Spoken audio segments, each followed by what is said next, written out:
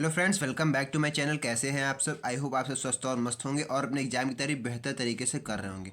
तो फ्रेंड्स, आज की हमारी वीडियो का टॉपिक है क्लास 10th साइंस। जी हाँ दोस्तों, हाई स्कूल विज्ञान के 50 महत्वपूर्ण टॉपिक अध्याय 1 से 14 तक, यानी कि आपके चैप्टर 1 से लेकर के चैप्टर 14 तक के जो इंपॉर्टेंट टॉपिक होने वाले हैं, महत्वपूर्ण 50 टॉपिक, आज उसके बारे में हम लोग बात करेंगे। ठीक है, मोस्ट इंपॉर्टेंट टॉपिक होने वाले हैं। समझ लिए आपके केवल साइंस के, अगर आप केवल यही टॉपिक पढ़ लेंगे तो आराम से आप इसमें पास हो सकते हैं, और अगर आप इसको अच्छी तरीके से पढ़ेंगे तो आप आराम से इसमें 70 में 70 नंबर आराम से ला सकते हैं। क्योंकि भाई आपके बहुत सारे मैंने पिछले मॉडल पेपर देखे हैं, आपसे मोस्टली ज़्यादा बार क्वेश्चन पूछे गए हैं, वही मैंने यहाँ पर क्वेश्चन लिए हुए हैं। तो आज की वीडियो आप लोगों के लिए बहुत ही इंपॉर्टेंट होने वाली है। वीडियो को स्किप मत कीजिएगा, वीडियो को लास्ट तक देखिएगा। आज आपको एक एक टॉपिक में बताने वाला हूँ। ठीक है, तो वीडियो टाइम ना वेस्ट करते हुए वीडियो को शुरू करते हैं। जैसा कि पहला टॉपिक आप देख रहे हैं, संयोजन तथा वियोजन अभिक्रिया क्या होती है। ठीक है, तो आपसे टॉपिक पूछा जा सकता है, क्वेश्चन पूछा जा सकता है कि संयोजन तथा वियोजन अभिक्रिया क्या होती है, इसके बारे में आपको समझाना रहेगा।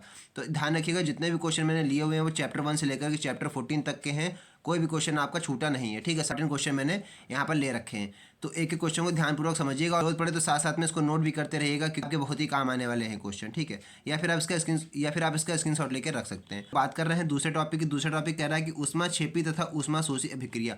भाई ये आपका बहुत ही इंपॉर्टेंट है, ये आपसे पूछा सकता है, ऐसे ही पूछा सकता है कि ऊष्माक्षेपी तथा ऊष्माशोषी अभिक्रिया में अंतर बताइए। 5 नंबर में मैक्सिमम आपसे क्वेश्चन पूछा जा सकता है। इसको आपको बिल्कुल तैयार कर लेना है, छोड़ना कुछ भी नहीं है। जितने भी क्वेश्चन मैं आपको बता रहा हूँ, स्किप कुछ भी नहीं करना है। ठीक है, तीसरा टॉपिक कह रहा है कि रासायनिक समीकरण संतुलित करने की विधि। रासायनिक समीकरण कैसे संतुलित की जाती है, उसको आपको विधि बतानी है, कैसे किस प्रकार से। एक उदाहरण भी आप दे सकते हैं इसमें। ठीक है, तो ये भी मोस्ट इंपॉर्टेंट है, आपसे पूछा जा सकता है। अगला है भाई बेकिंग सोडा बनाने की विधि। ध्यान रखिएगा, आपसे विधियाँ जरूर पूछी जाती हैं। बेकिंग सोडा बनाने की विधि हो गई या फिर धावन सोडा बनाने की विधि हो गई। तो आप इन दोनों को नोट करके रख लीजिए। इन दोनों में से आपको कोई ना कोई एक टॉपिक जरूर मिलेगा, और मिलेगा तो 5 नंबर में जरूर मिलेगा देखने को। ठीक है, तो 5 नंबर आपके बिल्कुल पक्के होने वाले हैं अगर आप बेकिंग सोडा बनाने की विधि और धावन सोडा बनाने की विधि को अच्छी तरीके से पढ़ लेंगे।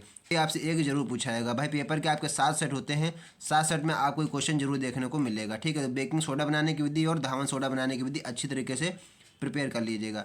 अगला भाई क्वेश्चन आता है हमारा, अम्ल, क्षार तथा लवण की परिभाषा तथा उसका उदाहरण।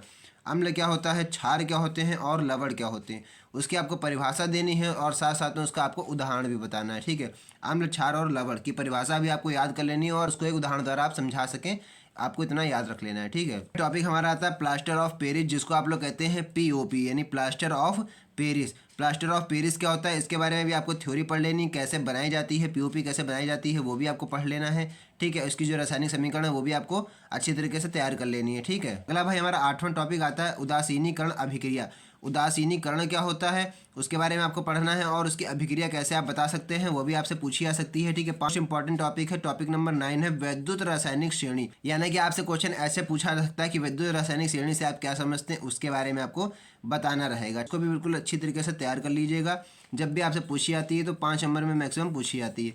अब आपसे आता है धातु और अधातु। धातु क्या होते हैं और अधातु क्या होते हैं, जिसको आप लोग मेटल और नॉन मेटल कहते हैं। तो धातु और अधातु में अंतर भी आपसे पूछा जा सकता है, और धातु और अधातु से आप क्या समझते हैं, इस टाइप से भी आपसे क्वेश्चन पूछा जा सकता है। ठीक है, जब भी पूछा जाएगा तो 5 नंबर में मैक्सिमम पूछा जाएगा, तो इसको अच्छी तरीके से तैयार कर लेना, तो इसको छोड़ना नहीं है बिल्कुल आपका। अगला टॉपिक भाई आता है 11वां टॉपिक है संतृप्त तथा असंतृप्त हाइड्रोकार्बन। संतृप्त तथा असंतृप्त जो होते हैं हमारे हाइड्रोकार्बन, वो क्या होते हैं इसके बारे में आपको पढ़ लेना। रिलेशन इसमें पूछा जाएगा आपसे 5 नंबर में। मैक्सिमम आपसे रिलेशन ज़्यादा पूछे जाते हैं, क्योंकि हाई स्कूल पेपर जब साइंस का बनता है तो जितने भी रिलेशन होते हैं वो सब आपसे पूछे जाते हैं।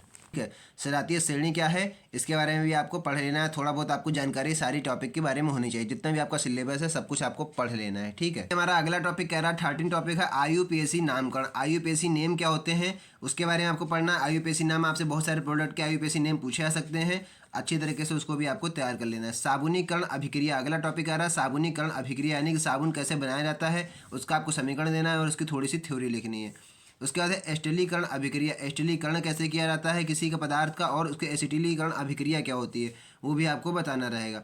अगला टॉपिक हमारा पाचन तंत्र। भाई पाचन तंत्र हो गया, श्वसन तंत्र हो गया, और 18वां टॉपिक है उत्सर्जन तंत्र। ये जो 3 है आपके चैप्टर बहुत इंपॉर्टेंट चैप्टर, ये जो 3 आप देख रहे हैं बहुत ही इंपॉर्टेंट है आपके, पाचन तंत्र, श्वसन तंत्र और उत्सर्जन तंत्र। मानव में आपसे क्वेश्चन ऐसे पूछा सकता है कि मानव में पाचन तंत्र क्या होता है समझाइए, श्वसन तंत्र का वर्णन कीजिए। फिर ऐसे पूछा सकता है कि मानव में उत्सर्जन तंत्र के बारे में समझाइए। ठीक है, मानव में उत्सर्जन तंत्र क्या होता है उसके बारे में आपको बताना रहेगा। ठीक है, ये तीनों ही क्वेश्चन इंपॉर्टेंट है। 5 नंबर में, 5 नंबर में और 5 नंबर में, तीनों क्वेश्चन ये 5 नंबर में पूछे आ सकते हैं आपसे। ठीक है, कोई भी आपको क्वेश्चन छोड़ना नहीं, बार बार आपसे कहा जा रहा है। जितने भी क्वेश्चन मैंने इस वीडियो में लिए हुए हैं सारे के सारे इंपॉर्टेंट हैं और बोर्ड में आए हुए क्वेश्चन है। ठीक है, अगला क्वेश्चन है लैंगिक जनन क्या होता है। भाई लैंगिक जनन और अलैंगिक जनन, देखिए जगह यहाँ पर नीचे लिखा है अलैंगिक जनन, तो लैंगिक जनन और अलैंगिक जनन क्या होता है इसके बारे में भी आपको पढ़ लेना है। ठीक है, पुष्पों में कौन सा जनन होता है और मानव में कौन सा जनन होता है, तो ये सब आपको पढ़ लेना है। अगला टॉपिक आता है पुष्प से लेकर के परागण और पुष्प की संरचना।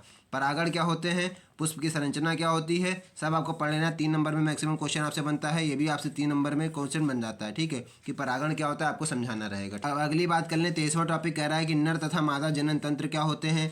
आपको बताना है नर तथा मादा जनन तंत्र कहाँ कौन से होते हैं और उसका आपको वर्णन करना रहेगा। ठीक है, बायोलॉजी का है, इंपॉर्टेंट क्वेश्चन है, बहुत बार पूछा चुका है आपसे।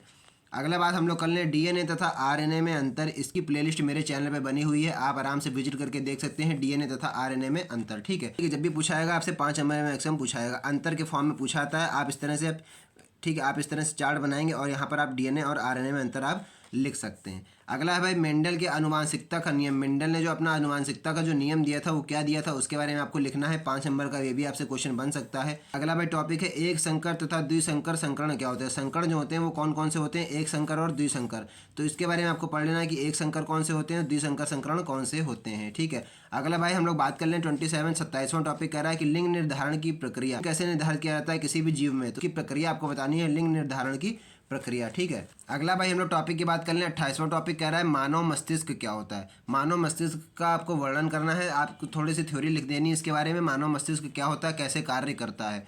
तंत्रिका तंत्र भाई मोस्ट इंपॉर्टेंट है, तंत्रिका तंत्र। ठीक है, इसकी आपसे थ्योरी पूछी जा सकती है और साथ साथ में जो है तंत्रिका तंत्र के बारे में आपको बताना रहेगा। तंत्रिका तंत्र क्या होता है, कैसे वर्क करता है, पूरी आपको इसके बारे में थ्योरी बतानी रहेगी। अगला कह रहा है प्रकाश का परावर्तन क्या होता है। प्रकाश का परावर्तन कैसे किया जाता है, प्रकाश का परावर्तन होता कैसे है, वो सब आपको बताना है। ऑप्टिक्स चैप्टर का क्वेश्चन है, बहुत ही इंपॉर्टेंट है। अगला हम लोग बात कर लें 31 टॉपिक कह रहा है कि उत्तल अवतल दर्पण से प्रतिबिंब कैसे बनाया जाता है। तो उत्तल दर्पण और अवतल दर्पण से प्रतिबिंब किस प्रकार से बनते हैं वो आपको बताना रहेगा। अगला टॉपिक है प्रकाश का अपवर्तन। प्रकाश का अपवर्तन कैसे, ऊपर था प्रकाश का परावर्तन, ध्यान दीजिएगा यहाँ लिखा है प्रकाश का अपवर्तन। तो प्रकाश का परावर्तन और प्रकाश का अपवर्तन दोनों ही मोस्ट इंपॉर्टेंट है, डबल टिक मैंने लगाया हुआ है, मोस्ट इंपॉर्टेंट आप इसको टिक करके रख सकते हैं। ठीक है, दोनों आपसे पूछे जा सकते हैं क्वेश्चन, नहीं तो आपसे एक तो जरूर पूछा जाएगा। ठीक, अगला हम लोग बात कर लें 33 टॉपिक कह रहा है लेंस से प्रतिबिंब का निर्माण कैसे किया जाता है। लेंस से जो हमारे लेंस होते हैं उत्तल लेंस और अवतल लेंस, ऊपर थे हमारे उत्तल दर्पण और अवतल दर्पण, इसी प्रकार से हमारे लेंस होते हैं उत्तल लेंस और अवतल लेंस। तो ठीक है, तो वही आपसे क्वेश्चन पूछा आ रहा है कि लेंस से प्रतिबिंब का निर्माण कैसे किया जाता है, वो आपको समझाना रहेगा, आपको बताना रहेगा।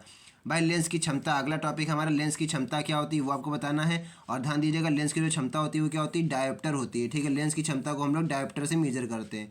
ठीक है, जिसको हम लोग कैपिटल डी से दिखाते हैं, लेंस की क्षमता डायोप्टर होती है।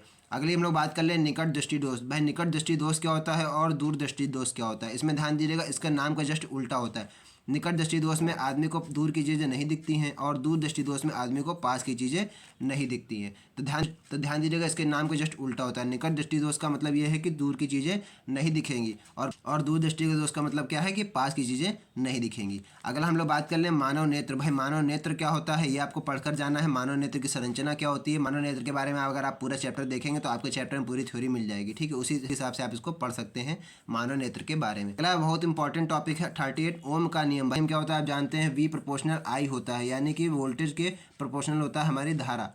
ठीक है, वोल्टेज के प्रोपोर्शनल होती है हमारी धारा, जो करंट होती है, हमारी जो करंट है वो वोल्टेज के प्रोपोर्शनल होती है। तो इसका मतलब क्या है, V प्रोपोर्शनल I होता है। यहाँ पर हम R जो है ओम का कांस्टेंट लगा देते हैं, तो यहाँ पर हो जाता है V equal to I R. ठीक है, ये हमारा ओम का नियम होता है, V equal to I R. ठीक है, कैसे आता है, कैसे प्रूफ किया जाता है, ओम का नियम कहता क्या है, इसके बारे में पूरा आपको स्टेटमेंट देना रहेगा। ठीक है, बहुत ही इंपॉर्टेंट है, 5 नंबर का आपसे ये भी क्वेश्चन पूछा सकता है, ओम का नियम आपको बताना है। ठीक है, अगला जो हम बात करने वाले हैं टॉपिक की वो है विद्युत धारा। विद्युत धारा ऐसे चैप्टर है, ये आपको इसमें थ्योरी भी आपको बतानी रहेगी और साथ साथ में इसके क्या आते हैं भाई, न्यूमेरिकल जरूर पूछे जाते हैं। तो ध्यान दीजिएगा विद्युत धारा का आपको पढ़ना है, पूरी ध्यान दीजिएगा विद्युत धारा की आपको पूरी थ्योरी भी पढ़नी है, स्टेटमेंट इसका क्या कहता है वो भी आपको समझना है, और इसके साथ साथ में जो इसके न्यूमेरिकल आपसे पूछे जाते हैं वो भी आपको एक आध लगा लेना है, ताकि आपके पेपर में अगर पूछे हैं तो आपकी तैयारी अच्छी तरीके से हो जाए। ठीक है, अगला टॉपिक जो मैंने कह रहा है विद्युत प्रतिरोध। विद्युत प्रतिरोध क्या होता है भाई, ध्यान दीजिएगा विद्युत प्रतिरोध आर होता है, यानी कि जैसा भी आपने ओम का नियम में देखा था, आर जो होता है हमारा विद्युत प्रतिरोध होता है आर। ठीक है, पूछा जा रहा है आपसे 41वां और 42वां टॉपिक है श्रेणी क्रम संयोजन और समांतर क्रम संयोजन। भाई प्रतिरोध का श्रेणी क्रम संयोजन कैसे किया जाता है, श्रेणी का मतलब यानी सीरीज में R equal to R1 plus R2 plus R3, ये हमारा सीरीज में हो गया यानी श्रेणी क्रम में हो गया। समांतर यानी कि पैरेलल में कैसे आपसे पूछा जाएगा, पैरेलल में आपसे ऐसे बता सकते हैं 1/r equal to 1/r1 plus 1/r2 plus 1/r3, इस तरह से आप बता सकते हैं समांतर क्रम संयोजन। तो याद रखिएगा प्रतिरोध का जो संयोजन होता है श्रेणी क्रम संयोजन वो इस तरह से होता है और समांतर क्रम संयोजन इस तरह से किया जाता है। ठीक है, न्यूमेरिकल्स में न्यूमेरिकल ज़्यादा आपसे बनते हैं इस क्वेश्चन में। ठीक है, अगला हम लोग बात कर लें 43 टॉपिक यानी 43वां टॉपिक कह रहा है चुंबकीय बल रेखाएं क्या होती हैं। चुंबकीय बल रेखाओं के बारे में आपको समझना है और बायो सेवर्ट का नियम, भाई मोस्ट इंपॉर्टेंट है, आपके चुंबकीय क्षेत्र से जरूर पूछा जाएगा आपसे। चुंबकीय बल रेखाएं क्या होती है वो आपको बताना है और बायो सेवर्ट का नियम क्या कहता है। तो बायो सेवर्ट के नियम पे सेपरेट वीडियो आपको मेरे चैनल पर मिल जाएगी, अच्छी तरीके से उसको आप तैयार कर लीजिएगा। ठीक है, छोड़ना आपको कुछ नहीं है, सब कुछ आपको पढ़कर जाना है, स्किप नहीं करना है। ठीक है, तभी आप आराम से अच्छे खासे नंबर इसमें ला पाएंगे, 95 प्लस नंबर जो भी आपने सोचा है। ठीक है, अच्छी तरीके से आपको तैयारी करनी है। ठीक, और चैनल पर पहली बार है तो चैनल को सब्सक्राइब जरूर कर लीजिएगा ताकि इस तरह की जो भी मैं इंपॉर्टेंट वीडियो डालूं उसका नोटिफिकेशन भी आपको सबसे पहले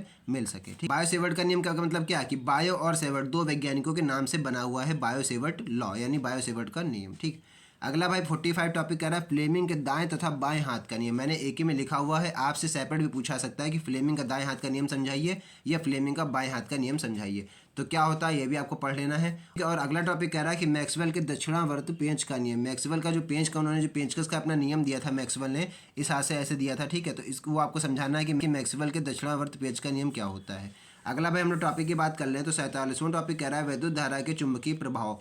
वैद्युत धारा होती है उसके चुंबकीय प्रभाव क्या क्या है वो आपको बताना है। उसके बाद मोस्ट इंपॉर्टेंट है फैराडे का नियम। मोस्ट इंपॉर्टेंट मैंने इसलिए लिखा हुआ है क्योंकि बहुत बार आपसे क्वेश्चन में पूछा गया है। ठीक है, कि फैराडे का नियम क्या होता है समझाइए या फैराडे के नियम के बारे में आप बताइए। ठीक है, इससे रिलेटेड आपसे एक दो क्वेश्चन भी पूछा सकता है, तो ध्यान रखिए कि विद्युत अपघटन के दो नियम है। ठीक, अगला भाई टॉपिक कह रहा है ओजोन परत का अपक्षय कैसे, परत जो होती है उसका अपक्षय किस प्रकार से होता है, तो वो भी आपको बताना है। ओजोन जो लेयर है हमारी वायुमंडल में उसका अपक्षय के बारे में। ठीक है, अगला और लास्ट इंपॉर्टेंट टॉपिक है ऊर्जा के स्रोत। भाई ऊर्जा के स्रोत क्या क्या है, सबसे पहले तो हमारे पास सनलाइट है, बाद हमारे पास कृत्रिम लाइट है जो कि हम लोगों ने हैंडमेड खुद बनाई है, ह्यूमन मेड है।